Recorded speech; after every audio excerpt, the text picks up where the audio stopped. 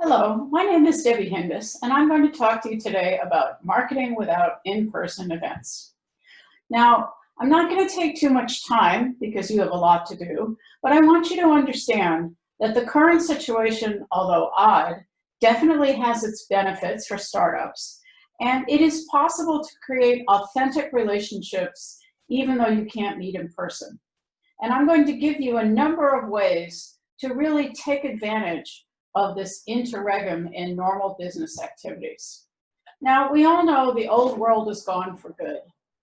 I'm somewhat nostalgic looking at this picture. This is from last fall's F50 event with 600 investors and entrepreneurs, 100 speakers, all on and on and on.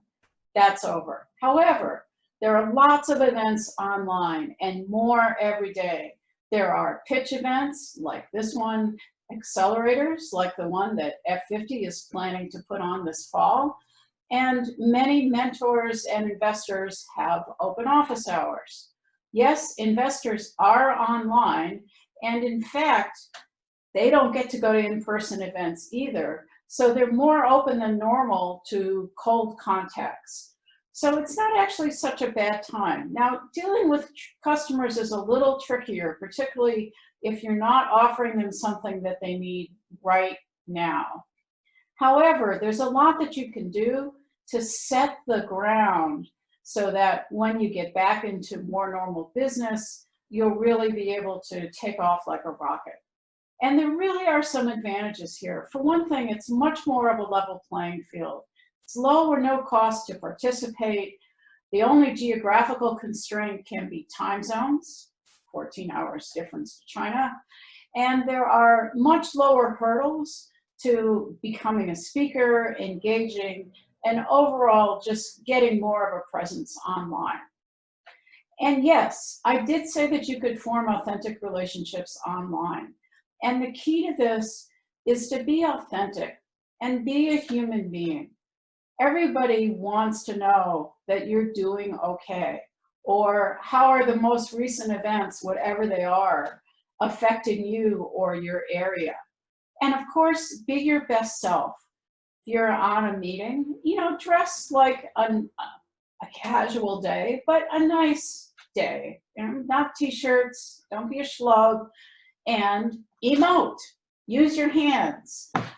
Use stronger expressions than you normally would. That's how you'll engage people. And of course, do your research beforehand and write something so that other people have a chance to learn about you before they meet with you. You can really use this time to up your startup game.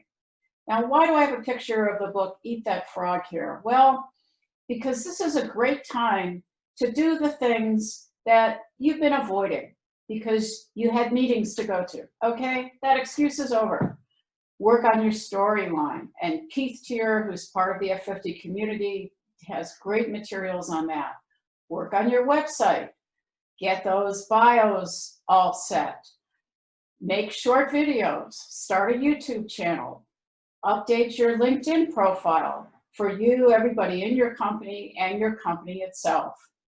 Deal with all the crabgrassy things, financials, patents, and so on, and look into grant programs, of which many number of them have opened up just in the last couple of months. Learn about your industry, really understand who your competitors are, who your potential customers are, who your channels are, and so on. And use this time to build relationships. So leverage your existing circle and build upon it. Finally, put in place those advisory boards, technology advisory boards, customer advisory boards, business advisory boards, whatever it is you need. Look into potential hires when you raise money or when your revenue is more established. And set up recurring meetings with people. This is a really powerful thing to do when you're not running into them. You may cancel meetings or postpone them, but if they're on your calendar on a regular basis, you're much more likely to have the kind of sustained interaction that leads to real relationships. Don't ignore your alumni and other kinds of affinity groups, and really try to get active on the webinar scene. Oh, look, like me. And finally, plan a campaign. This is one of the most powerful things you can do. What I tell all the startups I work with is every startup needs 3 things. It needs an enemy. Got lots of enemies these days. It needs a trade show. So if you don't have a real trade show, invent one, like a webinar. And a plan for world domination, which I'm sure all you wonderful people have at the back of your deck. What's a campaign? Well, it's a coordinated effort that takes place over typically 2 to 4 months with regularly timed deliverables. Be consistent. That's why there's a picture of a drum here. You want to establish a drum beat, okay? Whatever it is that you do, find a rhythm that you can keep to. And use trackers, just spreadsheets or Word documents, whatever works for you, to prioritize the campaign. If it's a PR campaign, then you have the PR things that you're going to do on a regular basis. If it's an investor campaign, then list your investors and work on them in groups of 6 to 10 prospects at a time so you don't get overwhelmed.